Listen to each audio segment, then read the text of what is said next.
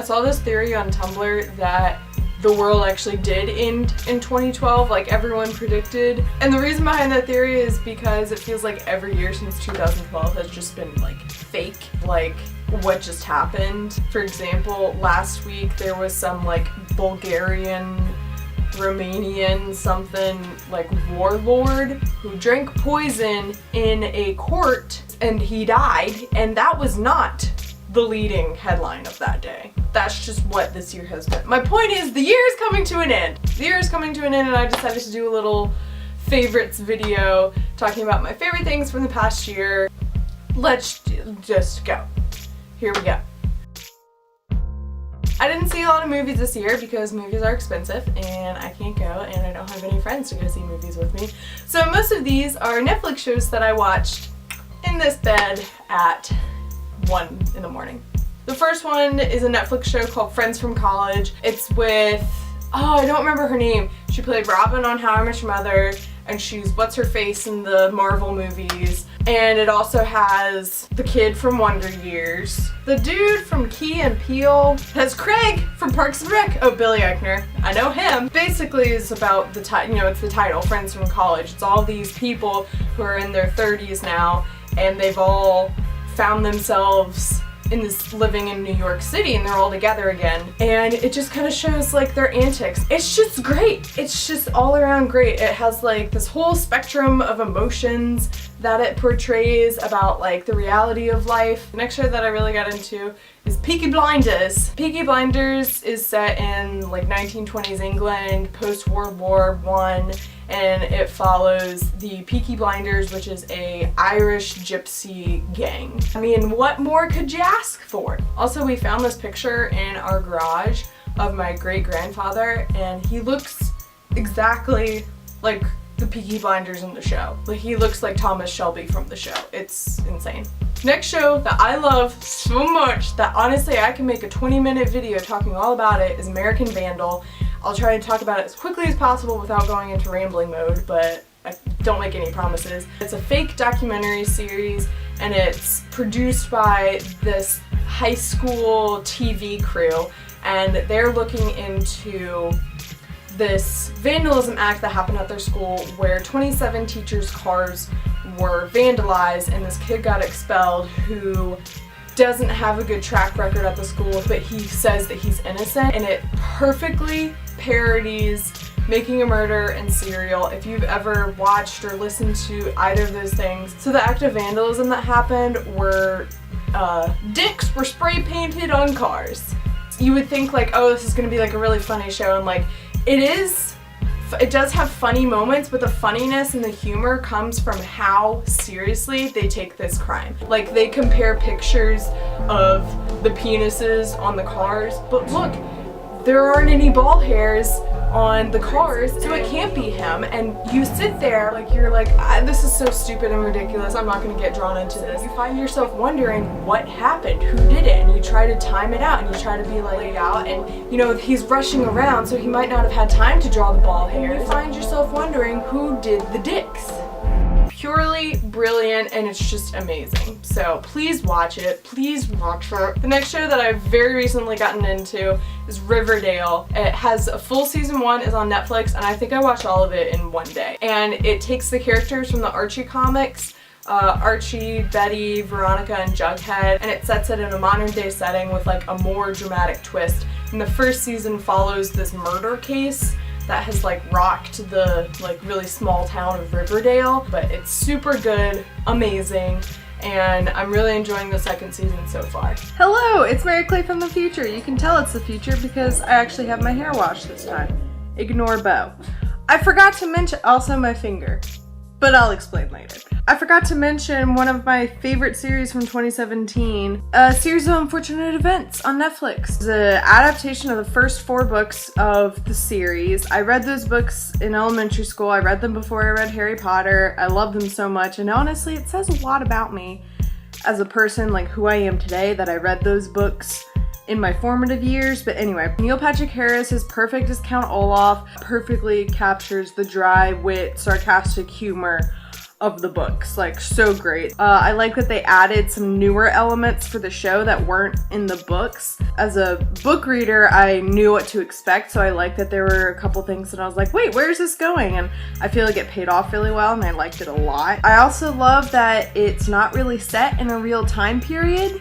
Their clothes, like, and the props they use, looks like it's set in like the 1950s or something, and then they have references to Amazon. What time period is this set in? Nobody knows. It's its own dimension, and I think that's totally appropriate for a show like that. But yeah, I just had to share about this series because I think they did such a good job at adapting the books, unlike some other adaptations, which are great in their own ways. Alright, back to Past Married Life. The last thing in this category is kind of a show. It's a YouTube series. It's called BuzzFeed Unsolved. If you like true crime or mysteries, like murder mysteries, conspiracy theories, urban legend, ghosts, anything like that, anything vaguely mysterious, I think you'll really like it. And I just think it's really cool how they break down, like, okay, here's what this case was in 1920 where this house burned down and 5 of the 7 children in this house went missing and their remains were never found. And they think it might have been the police sheriff because the police sheriff yelled at the dad of the family, and they break stuff down like that. Also, the 2 guys who do it are really funny, Shane and Ryan. One of them is a skeptic and one of them is more willing to believe in things. Also, if you've seen this meme, that's where it comes from. It came from a BuzzFeed Unsolved episode.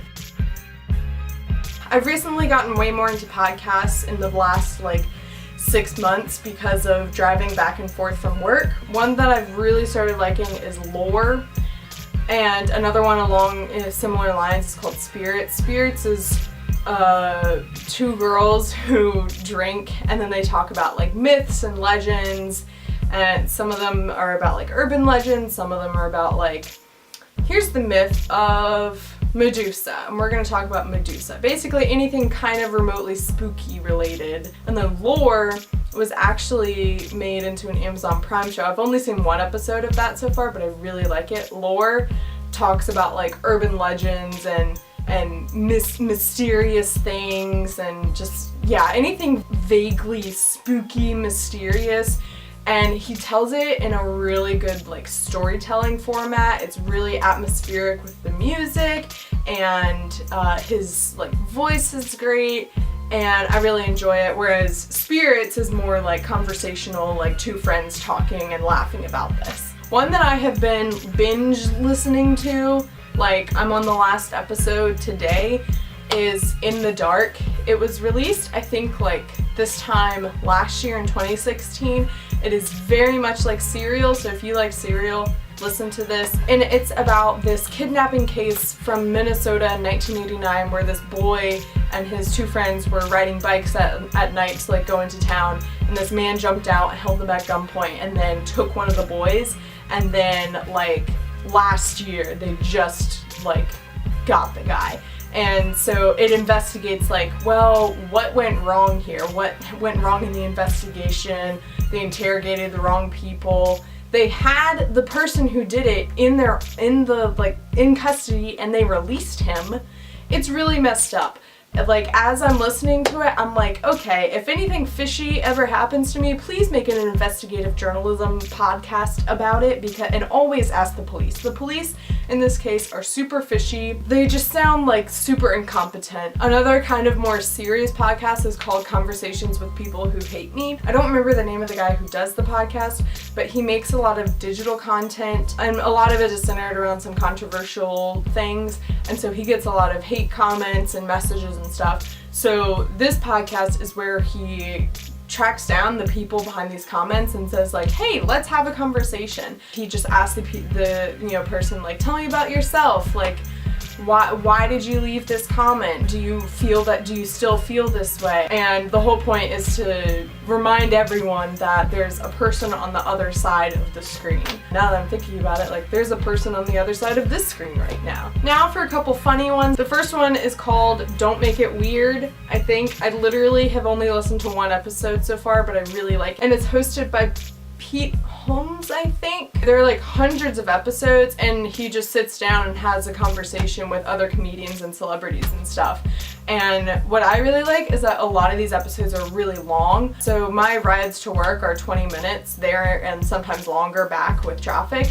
And so if I'm listening to a 30-minute podcast, like, I'm gonna go through that really quickly, and like I'll have to like endanger my life by trying to switch to a new episode. So I like that these are longer episodes where I can just have it running all day when I'm getting ready in the morning and then get in the car and then ride home with it. I think there are like over 300 episodes, and it looks like he's talked with pretty much like any comedian you can imagine. So if you really like comedians and you want a good funny podcast, listen to that podcast. Another funny one is fictional.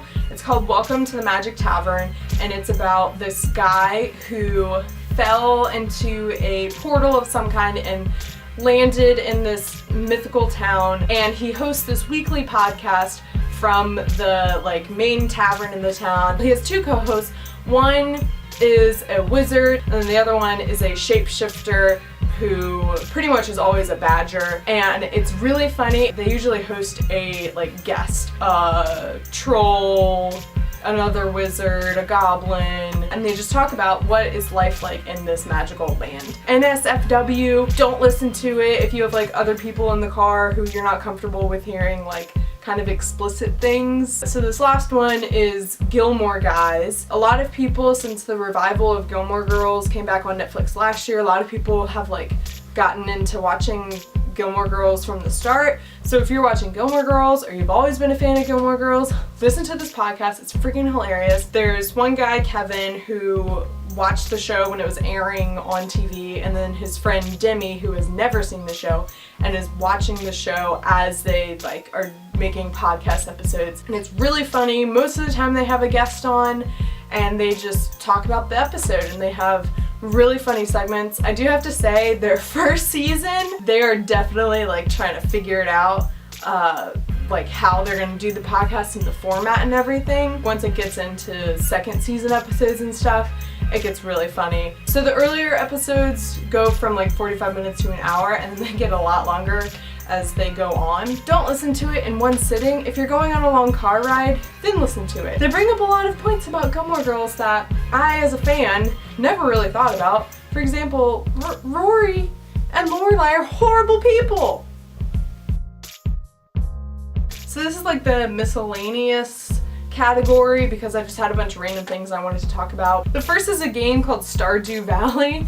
It's kind of like Sims and Farmville combined into one game, and it's just a nice like low-key relaxing game. You make a little farmer and you plant plants and you build buildings and you feed your chickens and milk your cows and stuff, and then you go on quests for the townies and you fish, and it's just a nice relaxing game. Since it is Christmas, I want to talk about one of my like favorite more recent Christmas albums. It's by Leslie Odom Jr., who played Aaron Burr in Hamilton. He has a Christmas album. I can't remember what the name of it is, but I'll link it below. It's great. His voice is liquid velvet. It's just a great Christmas album, and it's kind of along like the jazzy vibes of like Michael Bublé. If you're tired of Michael Bublé, check out this album. I normally set a New Year's resolution for myself to read a certain amount of books, and every year I've gone down and down and down because I set too high expectations for myself.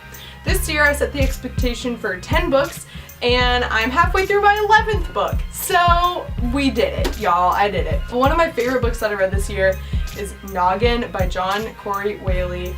I reviewed it more fully in a blog post. You can check that out, link below. The premise is kind of weird, so you have to buy into it in order to get into it, but I'll just give you a quick rundown. This kid signs up for this very experimental procedure when he has cancer. His head is decapitated and cryogenically frozen and reattached to a healthy, cancer-free body, and 5 years later he wakes up. And that's where this book starts. It's really great, and it also has some more realistic moments for such a weird premise. But yeah, 10 out of 10 would recommend. This is, I think, my favorite book from 2017. This is the last thing on this list. During the past 4 years of my life, I kind of got into this mindset of like, oh, I can't have candles anywhere because they are against fire code regulations, but I'm not in a dorm room anymore, so I can have as many candles as I want. This is a candle from the Target dollar section, even though it was $5, but it came in this really cute like tin cup. I think one of my favorite candle scents is just like fresh pine, like Christmas tree. No like, you know, no spiced apples, no cinnamon, none of that crap. I bought this a week ago. The candle was all the way up to the top, and now this is down to the bottom. That's how much I burned this. So because this is my favorite scent and it pretty much like only comes out during Christmas time, I bought a bunch more. These are all, again, from the Target dollar section. This one is called Winter Birch. These are all $3. And then this one is called Frosted Fir. It just smells like a nice fresh crisp pine. So those were a few of my favorite things from this past year. I say a few. I ranted about podcasts for a while. Let me know what your favorite things from this past year were. And